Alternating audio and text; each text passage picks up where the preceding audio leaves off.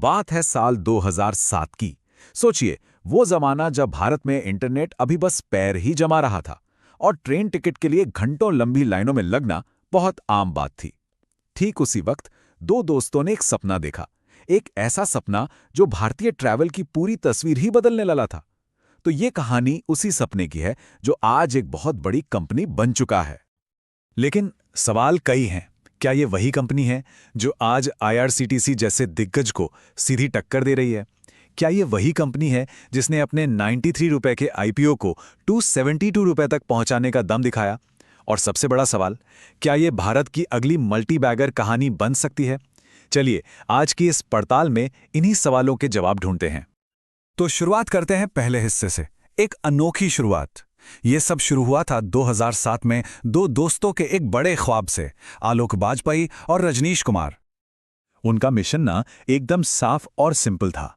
वो चाहते थे कि हर भारतीय के हाथ में एक डिजिटल ट्रैवल असिस्टेंट हो, मतलब एक ऐसा हेल्पर जो टिकट काउंटर की भीड़भाड़ से निकालकर सारी जानकारी और सुविधा सीधे लोगों के मोबाइल फोन पर ले आए। और बस यही सोच आईएक्सआईगो की नींव बनी। अब आते हैं दूसरे हिस्से पर, एक छोटे सपने की उड़ान। चलिए देखते हैं आईएक्सआईगो की ग्रोथ की कहानी आखिर है क्या। देखिए, 2007 में आईज़ीगो बस एक ट्रैवल सर्च वेबसाइट हुआ करती थी जो ट्रेनों और सीटों के बारे में जानकारी देती थी।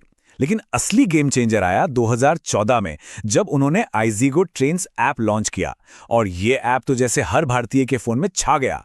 इसके बाद धीरे धीरे फ्लाइट्स, बस और होटल बुकिंग भी जुड़ गईं और आज आईज़ीगो एक कंप्लीट ट्रैवल प्लानर बन चुका है। और जरा इसका स्केल तो देखिए, आज आईएक्सआईगो पर हर साल 400 मिलियन से ज्यादा का सर्च ट्रैफिक आता है। ये नंबर दिखाता है कि करोड़ों भारतीय अपनी यात्रा की प्लानिंग के लिए इस प्लेटफॉर्म पर कितना ज्यादा भरोसा करते हैं। ये वाकई में एक बहुत बड़ा आंकड़ा है। तीसरा हिस्सा, कमाई का असली खेल। तो सवाल ये है कि आईएक्सआईगो आखिर पैसा कैसे बनाती है। आइए इनके बिजनेस मॉडल को थोड़ा समझते हैं। अब इस स्लाइड की सबसे दिलचस्प बात है इनकी कमाई का ब्रेकडाउन। और ये आंकड़े फाइनेंशियल ईयर 26 के दूसरे क्वार्टर के अनुमान पर आधारित हैं। तो इनका सबसे बड़ा हिस्सा, करीब 43%, आता है आईआरसीटी के साथ पार्टनरशिप में ट्रेन बुकिंग से, जहां हर टिकट पर इन्हें कमीशन मिलता है। उसके बाद 31% आता है फ्लाइट बुकिंग से और बचा हुआ 23% आता है बस, होटल और एड से। और अब चौथा हिस्सा, आईपीओ का धमाका और बाजार की असली जंग। जून 2024 में आईएक्सआईगो ने अपना आईपीओ लॉन्च किया। 10 जून को ये 93 रुपए के इशू प्राइस पर खुला और निवेशकों ने इस पर जमकर पैसा लगाया। फिर 18 जून को जब इसकी लिस्टिंग हुई तो इसने बाजार में सचमुच धूम मचा दी। अच्छा, यहां ये जानना बहुत जरूरी है कि जो जानकारी अब हम देखने वाले हैं वो स्रोत सामग्री में दिए गए एक अनुमान पर आधारित है और ये एक बहुत ही नाटकीय बढ़त की भविष्यवाणी करता है। स्रोत के मुताबिक 2025 तक इसी शेयर की कीमत 272 रुपए तक पहुंचने का अनुमान लगाया गया, मतलब सिर्फ एक साल में लगभग 3 गुना रिटर्न। ये एक ऐसा अनुमान था जिसने निवेशकों का ध्यान जोरों से अपनी ओर खींच लिया। तो देखिए, आईपीओ की शानदार लिस्टिंग तो एक पहलू है, लेकिन असली जंग तो मार्केट में है।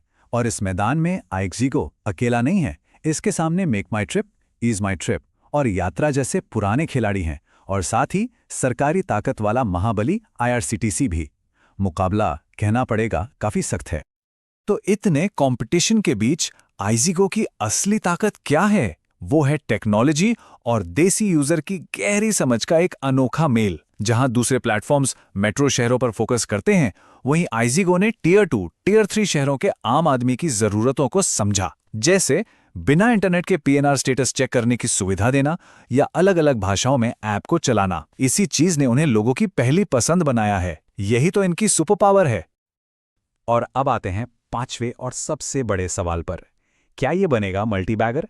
चलिए जरा भविष्य की तस्वीर देखते हैं। कहानी में एक और दिलचस्प मोड़ आता है और ये जानकारी भी स्रोत सामग्री की कथा से ही ली गई है।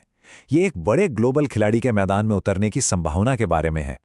स्रोत स्क्रिप्ट के मुताबिक अक्टूबर 2025 में प्रोसेस जैसी बड़ी ग्लोबल टेक निवेशक कंपनी आईएक्सआईगो में 10% हिस्सेदारी खरीद सकती है। अरे, ये प्रोसेस वही कंपनी है जिसने स्विगी और पेयू जैसी कंपनियों में इन्वेस्ट किया है। अगर ऐसा सच में होता है तो ये आईएक्सआईगो के भविष्य पर एक बहुत बड़े ग्लोबल विश्वास का संकेत होगा।